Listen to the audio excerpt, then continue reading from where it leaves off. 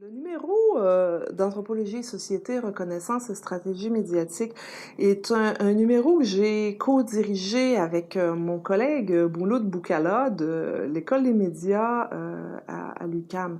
Le projet de ce numéro a été d'abord, en fait, c'est une suggestion de Mouloud. L'idée est venue de Mouloud de faire ce numéro-là. Il faut dire qu'on est moi et Mouloud, on collabore ensemble ici au CELAT. On est tous les deux membres réguliers du CELAT. Et la programmation, la dernière programmation du CELAT portait sur le vivre ensemble.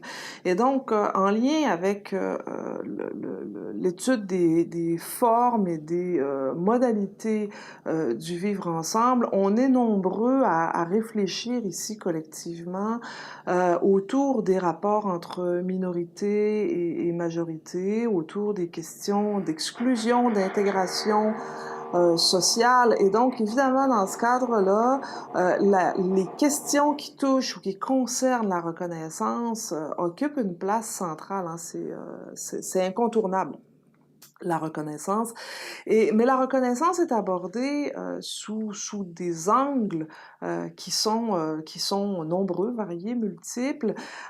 Pour moi, comme pour Mouloud, moi comme chercheur, je suis avant tout une spécialiste des usages du numérique et des enjeux sociaux liés aux usages du numérique.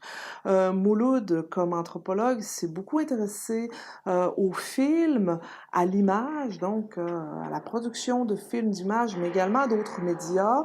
Depuis qu'il est à l'École des médias, bien sûr, en fait, c'est au cœur de son enseignement autant que de ses recherches.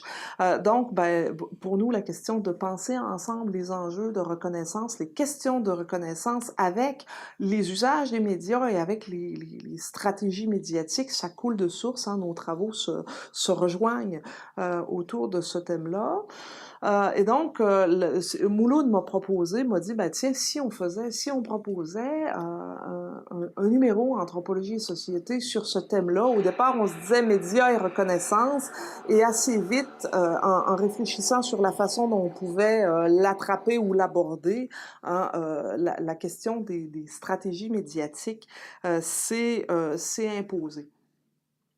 En faisant le tour de ce qui existe dans la littérature francophone en anthropologie, sur les médias, on s'est aperçu en fait qu'il y avait l'anthropologie francophone s'est intéressée quand même beaucoup à la question des images et donc à la question de tout ce qu'on pourrait appeler une anthropologie visuelle, une anthropologie de l'image, mais beaucoup moins aux médias, ou alors quand on s'est intéressé dans l'anthropologie francophone aux médias, ça a été le plus souvent à des médias en particulier, donc hein, à la télévision, au film, au numérique, au cyberespace, aux médias sociaux, mais jamais ou beaucoup plus rarement aux médias abordés de façon transversale. Et donc l'originalité de ce numéro-là, en fin de compte, hein, c'est de rassembler un ensemble de contributions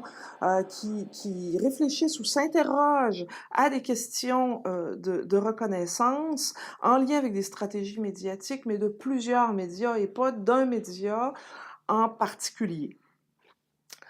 Si je devais parler du contenu du numéro, hein, je ne voudrais pas insister sur un article en particulier, peut-être précisément parce que ce qui fait la richesse de ce numéro est d'aborder autant le concept de reconnaissance sous des angles différents, donc d'abord autant ce que sont des stratégies des stratégies de quête de reconnaissance ou de lutte pour la reconnaissance, autant que des stratégies de recherche de visibilité ou de visibilisation qui sont individuelles ou qui sont abordées dans leur dimension individuelle que des stratégies qu'on peut dire ou envisager comme collectives.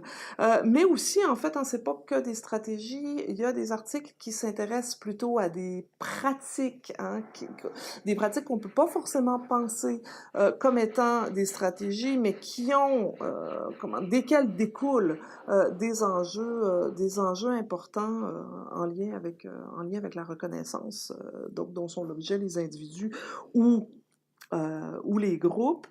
Il y a également donc des pratiques qui sont pas celles des acteurs, mais comment dire, qui sont liées à des formes médiatiques particulières. Donc je pense à l'article de Greg Nelson sur la presse écrite et la manière dont la presse écrite ne donne pas voix ou donne voix de façon indirecte à des personnes marginalisées ou en situation d'exclusion, et donc pour réfléchir hein, à partir des travaux d'Axelonnet sur ce qui en découle comme non-reconnaissance, hein, comment la forme médiatique elle-même limite les possibilités de reconnaissance pour les personnes en situation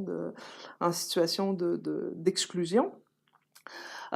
Donc, si je faisais le tour, hein, je dis autant les angles sous lesquels on aborde la reconnaissance sont diversifiés, autant les médias abordés sont variés. Donc, bien sûr, il y a un certain nombre d'articles qui s'intéressent plus particulièrement à la production d'images, de photos et de vidéos dans le contexte de mobilisation citoyenne, d'émeutes, de manifestations, de mouvements sociaux. Il y a des articles qui s'intéressent à l'ensemble des médias numériques ou des usages qui sont faits des médias numériques par certains groupes, certaines personnes. Certains textes portent sur certains médias numériques en particulier ou certains contextes d'utilisation des médias numériques, notamment l'écriture des profils Facebook ou les échanges dans des forums de discussion. Il y a également un article qui s'intéresse à une expérience de storytelling, de production de films.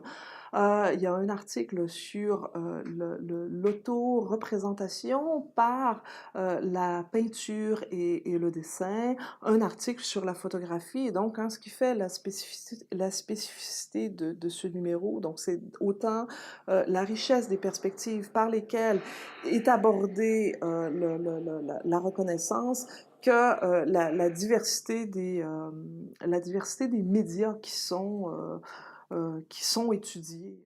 Un des défis particuliers de la préparation de ce numéro est que, évidemment, c'est un numéro dans lequel on a dû faire une place relativement importante aux images.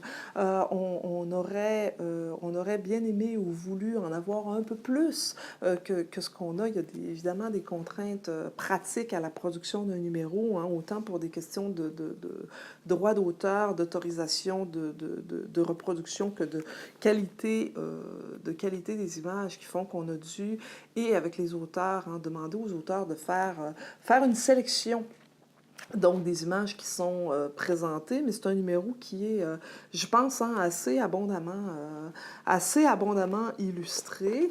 La couverture du numéro hein, reprend une des œuvres d'une des artistes auprès de laquelle Mouloud Boukala a fait enquête. Donc, dans ce numéro comporte un article de Mouloud sur l'auto-représentation par des jeunes femmes haïtiennes de Montréal. Et donc, la couverture, c'est une de ces œuvres d'auto-représentation d'une haïtienne. Et donc voilà, ben, je vous invite hein, à faire la